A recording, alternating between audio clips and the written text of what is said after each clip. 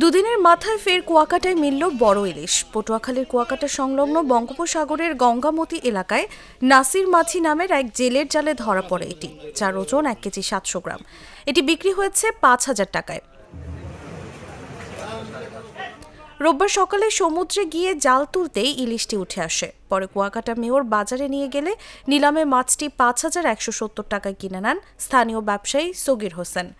ডাকের মাধ্যমে 1,20,000 টাকা মন দরে মাছটি বিক্রি হয় 5,170 টাকায়। এটি ঢাকায় এনে বিক্রি করবেন মৎস্য ব্যবসায়ী সগির হোসেন। জেলে নাসির মাঝি বলেন, আজকে ট্রলারে একটি মাছই পেয়েছি। সাগরে বড় ইলিশের সংখ্যা খুবই কম, তবে আমি যে মাছ পেয়েছি এটি সাইজে বড় হওয়ায় অনেক দামে বিক্রি করেছি। খুব বেশি মাছ না পেলেও আল্লাহ যা দিয়েছে তাতে খুশি।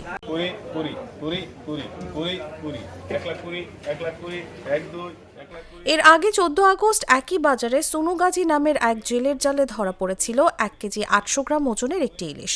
পরে মাছটি 5,625 টাকায় বিক্রি করেন তিনি। এটা মাছ দেখতে